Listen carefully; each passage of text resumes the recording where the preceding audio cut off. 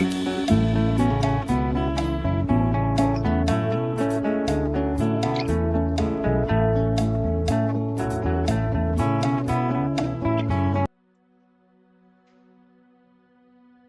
la gloire soit rendue à notre Dieu, le Créateur des cieux et de la terre.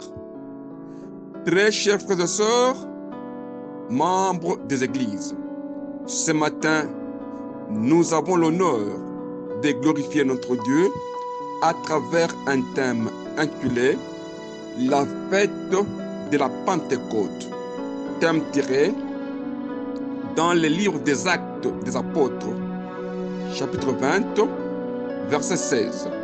Nous lisons au nom de Jésus-Christ.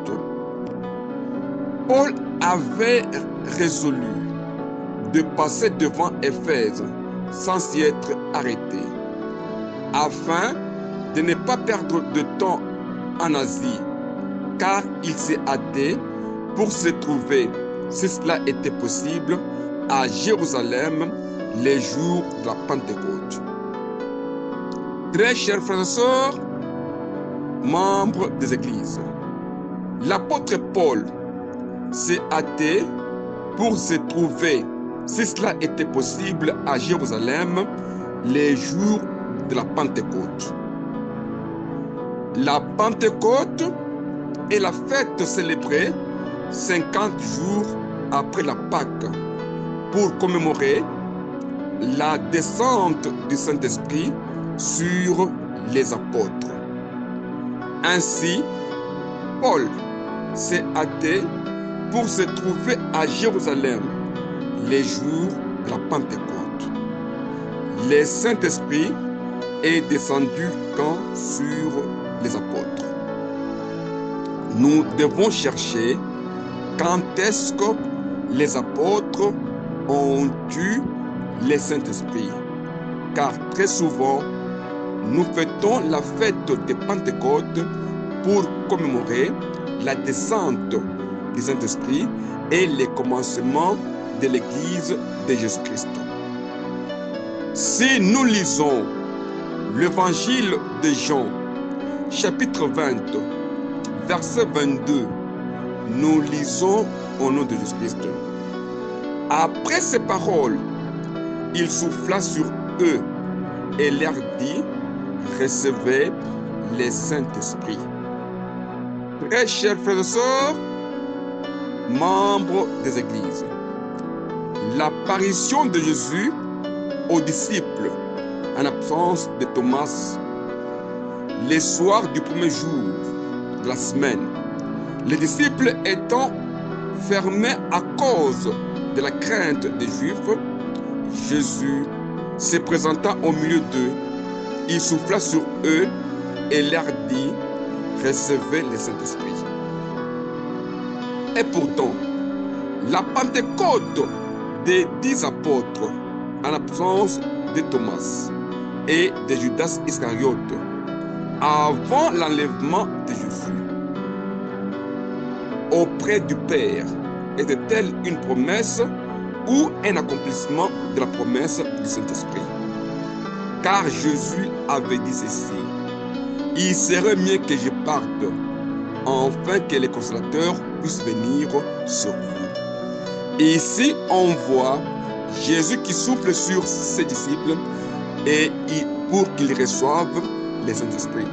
Le Saint-Esprit qu'ils ont reçu par le souffle de Jésus, était-il le Saint-Esprit de la promesse ou était-il le Saint-Esprit qui sera célébré lors de la Pentecôte?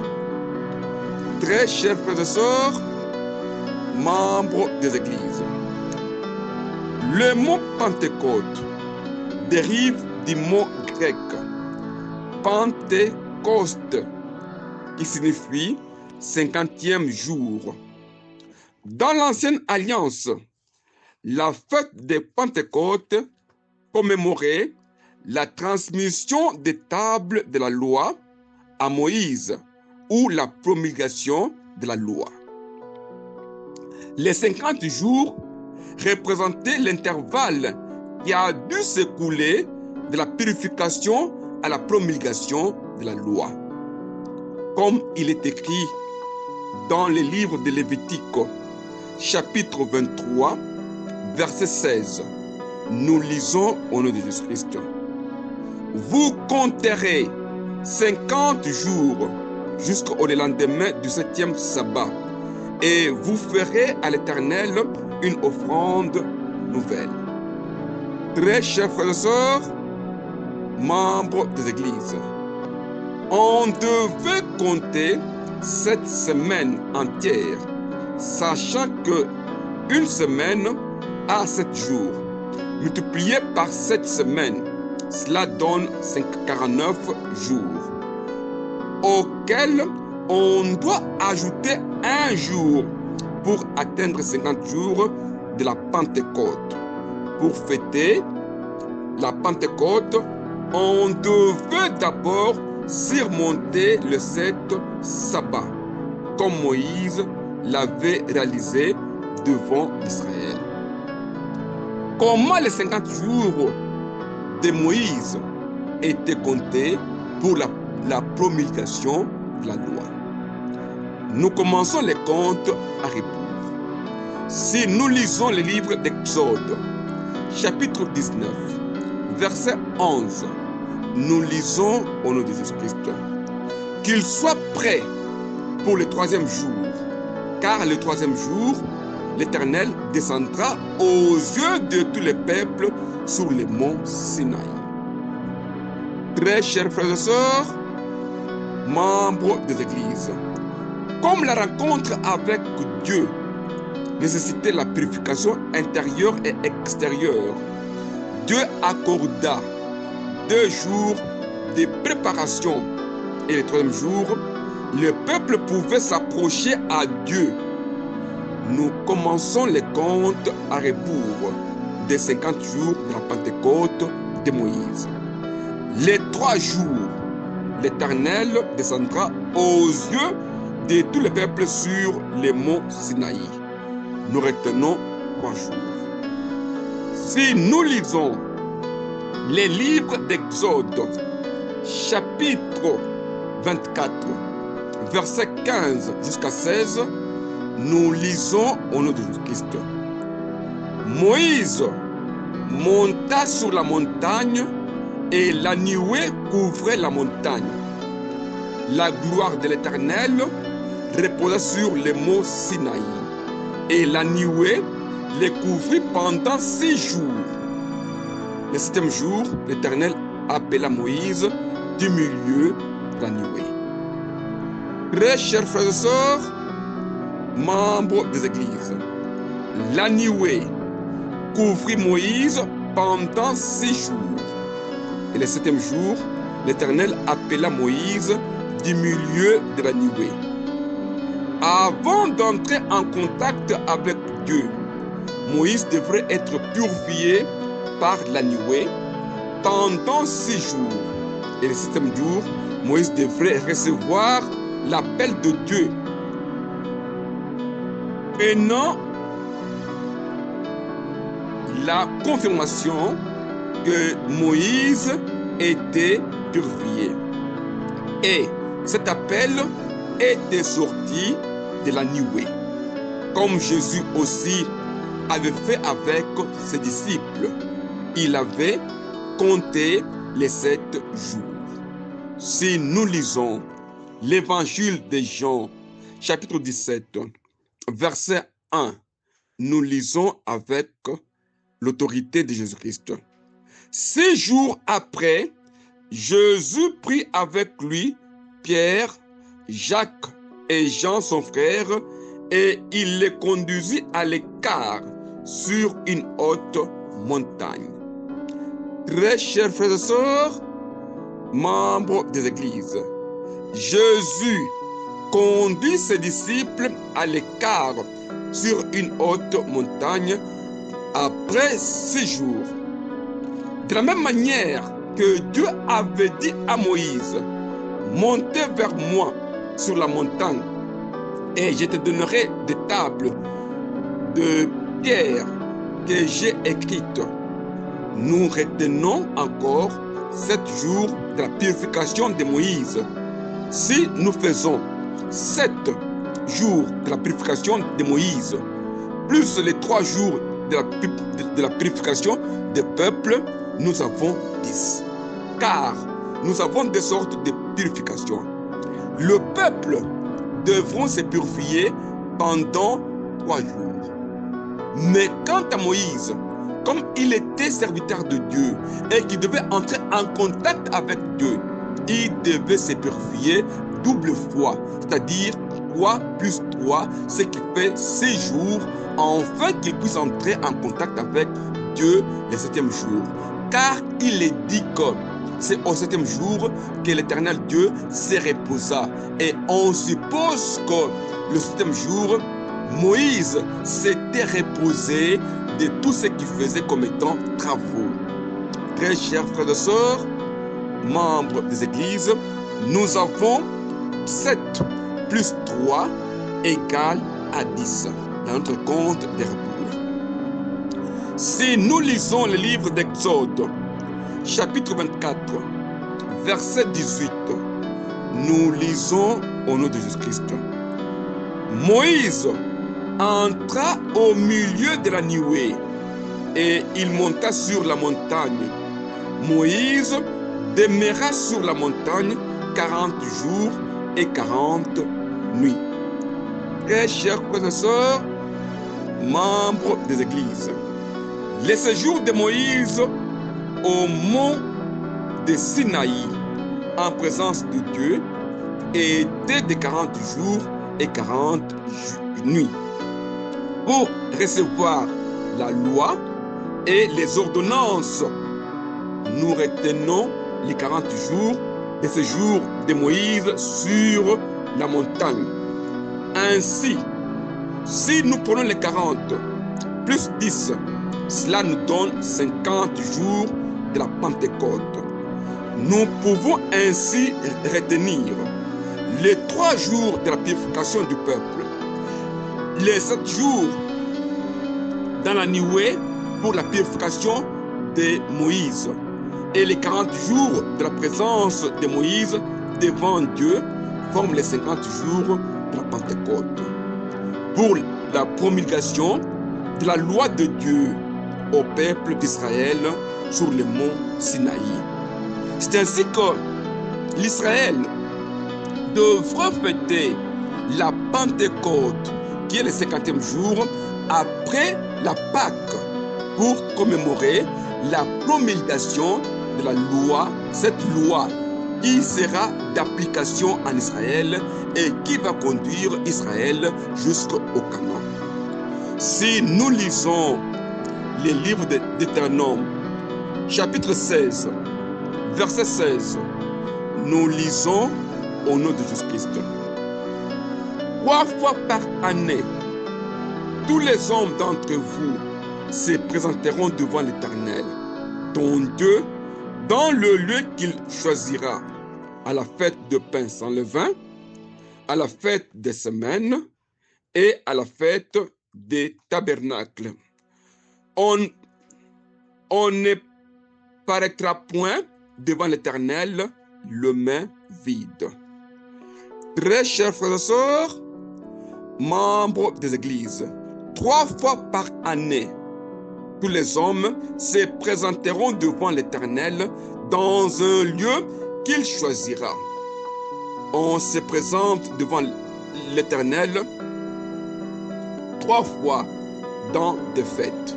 Nous avons 1, la fête de la Pâque, qui est appelée aussi la fête de pain sans levain. 2, la fête de la Pentecôte, qui est appelée la fête de semaine. Et 3, la fête des tabernacles pour la lecture de la loi de Dieu.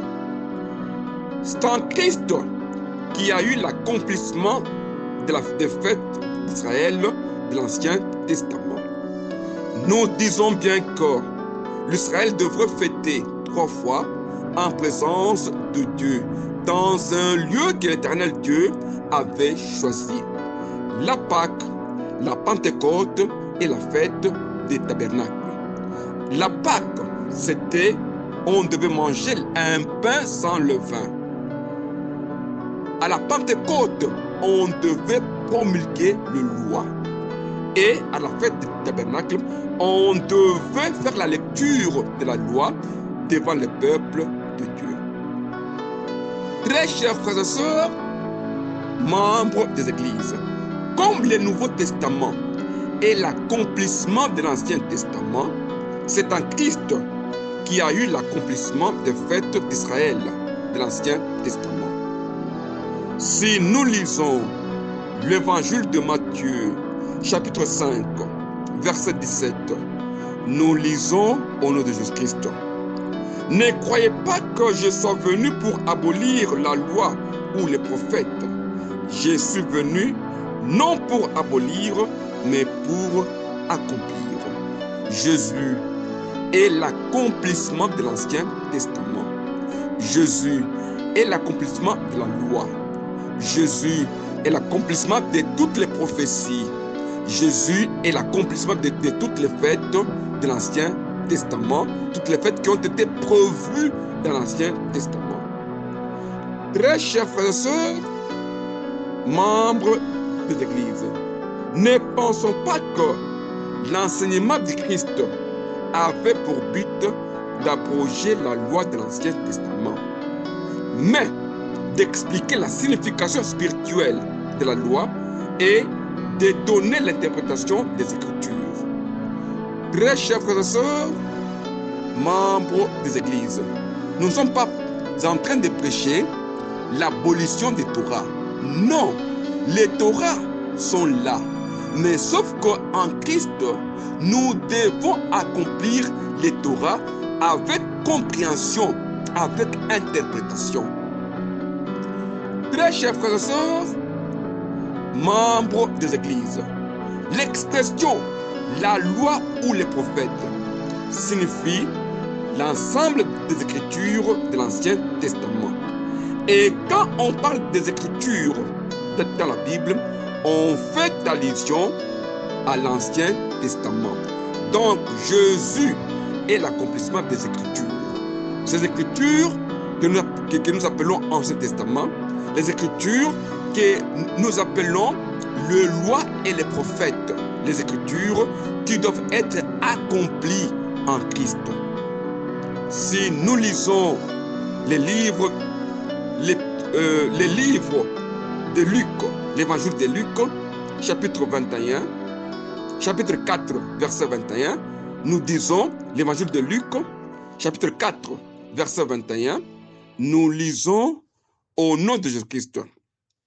Alors, il commença à leur dire, aujourd'hui, cette parabole de l'Écriture que vous venez d'entendre est accomplie.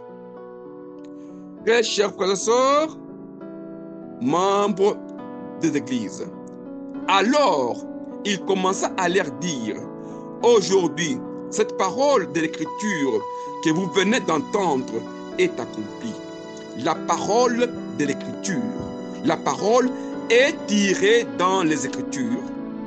Christ est l'accomplissement des Écritures dans tous ces détails, car Christ est l'incarnation de toutes les images, les symboles et les lois. Nous disons encore que Christ est l'incarnation de toutes les images, les symboles et les lois qui sont dans les Écritures. Christ est l'incarnation de toutes les préfigurations des Écritures. Ainsi, la Pâque accomplie avec la résurrection de Jésus-Christ et la Pentecôte témoigne l'effusion du Saint-Esprit ou l'écriture de la loi spirituelle dans les cœurs. Si dans l'Ancien Testament, la Pâque était commémorée pour la sortie d'Israël en Égypte avec le pain sans levain, pour nous les chrétiens dans l'accomplissement en Christ, la Pâque est accomplie lors de la résurrection de Jésus, qui nous a ressuscités des morts pour que l'on soit une nouvelle créature. De la même façon que Dieu a fait sortir l'Israël en Égypte pour devenir un peuple de Dieu. De même aussi, quand Christ est ressuscité, il nous a fait sortir des morts afin que l'on soit en vie avec lui. Il en est de même aussi. Comme Moïse avait promulgué la loi après 50 jours, la loi qui était charnelle, Christ aussi, avec l'effusion du Saint-Esprit, il est venu promulguer la loi spirituelle sur laquelle doit fonder l'Église de Jésus-Christ. Si nous lisons le livre des prophètes Jérémie, chapitre 31, verset 33, nous lisons au nom de Jésus-Christ. Mais voici l'alliance que je ferai avec la maison d'Israël après ces jours-là, dit l'Éternel. Je mettrai ma loi au-dedans d'eux et je l'écrirai dans leur cœur. Et je serai leur Dieu et ils seront mon peuple. Très chers frères et sœurs, membres des églises, je mettrai ma loi au-dedans d'eux et je l'écrirai dans leur cœur. Voici la nouvelle alliance. Si dans l'ancienne alliance, la transmission des tables de la loi marquait la Pentecôte, dans la nouvelle alliance, la Pentecôte commémore la transcription de la loi spirituelle dans le cœur des disciples. Très chers frères et sœurs, membres des églises, si nous avons compté les 50 jours de la Pentecôte de Moïse, comment est-ce que nous devons aussi compter les 50 jours de la Pentecôte en Jésus-Christ pour dire que Jésus est venu pour l'accomplissement de toutes les fêtes, de toutes les cérémonies, tous les symboles qui étaient cités dans l'Ancien Testament sans aucune explication. Le 50e jour de la Pentecôte marque la naissance de l'Église avec l'effusion du Saint-Esprit. Si nous lisons le livre des Actes des Apôtres, chapitre 1, verset 3, nous lisons au nom de Jésus-Christ. Après qu'il eut souffert, il leur apparut vivant et leur en donna plusieurs preuves, se montrant à eux pendant 40 jours, parlant des choses qui concernent le royaume de Dieu. Très chers frères et sœurs, membres des églises, après la résurrection, c'est la Pâque chrétienne, Jésus apparut à ses disciples, vivant pendant 40 jours, les recommandant et leur enseignant les choses du royaume de Dieu. Nous disons que Jésus ressuscité, nous commençons avec la Pâque chrétienne, la résurrection de Jésus. C'est à la Pâque chrétienne que Jésus est ressuscité. Les Écritures disent que Jésus apparut à ses disciples pendant 40 jours, les recommandant de ne pas s'éloigner de Jérusalem pour attendre la promesse du Saint-Esprit.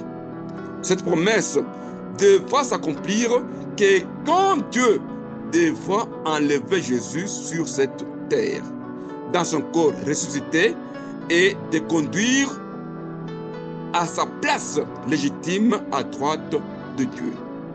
Nous commençons les comptes à rebours pour la Pentecôte des chrétiens. Jésus apparut à ses disciples 40 jours et leur enseignait et leur parlait des choses concernant le royaume de Dieu. De la même manière que Dieu a parlé avec Moïse pendant 40 jours, les lois que Moïse devrait promulguer, Jésus aussi a parlé avec ses disciples pendant 40 jours, mais cette fois-ci concernant le royaume de Dieu. Si nous lisons l'évangile de Jean, chapitre 16, verset 7, nous lisons au nom de Jésus-Christ. Cependant, je vous dis la vérité, il vous est avantageux que je m'en aille, car si je ne m'en vais pas, le consolateur ne viendra pas vers vous. Mais si je m'en vais, je vous l'enverrai. Très chers frères et sœurs, membres des églises, je vous l'ai dit en vérité, et Jésus avait dit la vérité à ses disciples. Je vous l'ai dit la vérité, si je m'en aille, je vous enverrai le Saint-Esprit.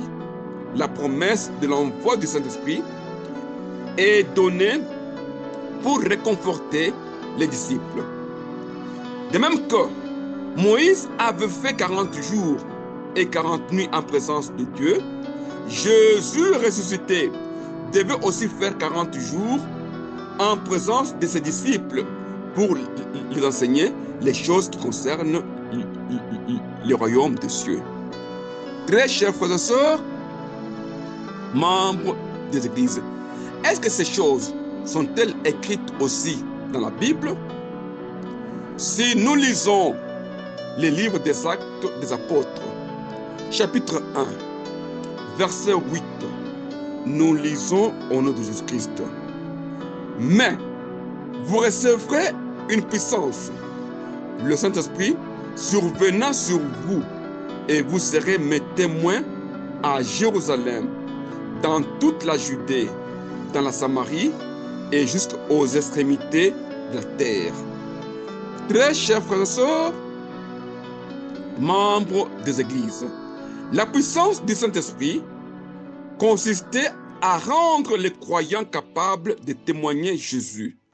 Cela veut dire enseigner la parole de Dieu pour fonder l'église de Christ. Nous disons donc la Pentecôte est le jour de la naissance de l'église de Jésus-Christ. Si nous lisons les livres des Actes des Apôtres, chapitre 1, verset 14, nous lisons au nom de Jésus-Christ. Tous, d'un commun accord, persévéraient dans la prière avec les femmes et Marie, mère de Jésus, avec ses frères, les frères de Jésus. Très chers frères et sœurs, membres des églises, après 40 jours, Jésus était enlevé et ses disciples montèrent dans la chambre haute pour prier pendant 9 jours.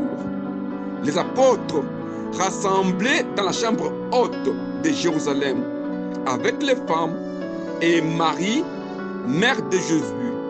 C'est dans cette chambre haute qu'il avait mangé la Sainte Seine avec ses disciples.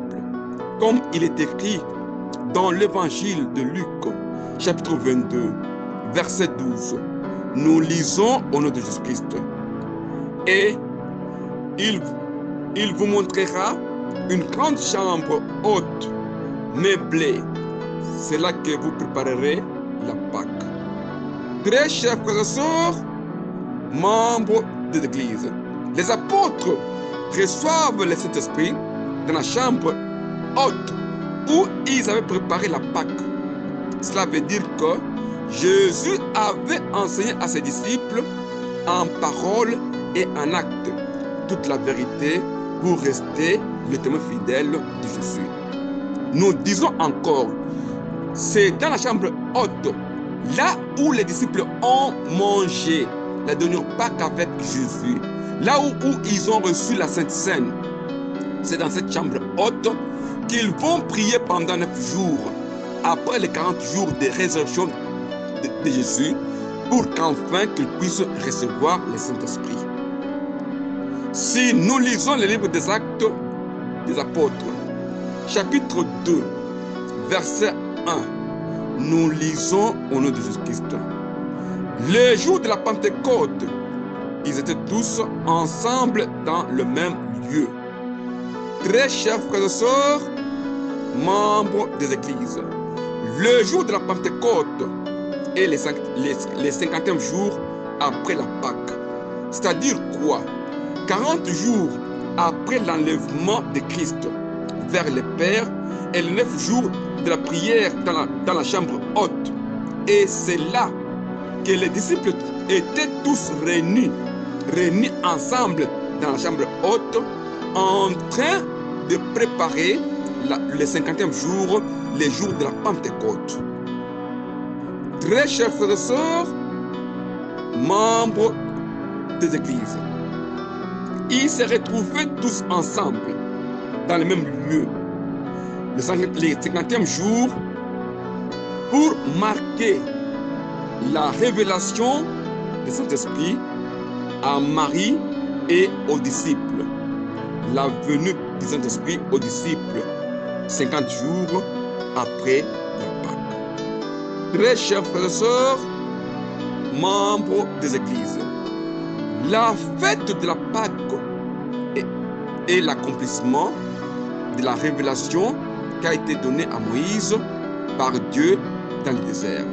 C'est ainsi que les disciples de Jésus vont continuer avec la Pâque pour compter 50 jours, afin qu'ils puissent fêter maintenant la Pentecôte, qui n'est pas encore le jour de la promulgation des lois de Dieu, mais qui est le jour de l'effusion du Saint-Esprit et le jour de commencement de l'Église de Jésus-Christ.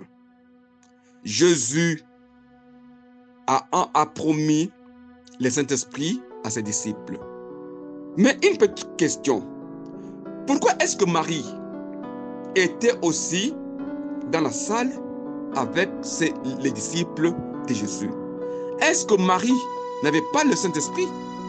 Car si nous lisons l'évangile de Luc, chapitre 1, verset 34 jusqu'à 35, nous lisons au nom de Jésus-Christ.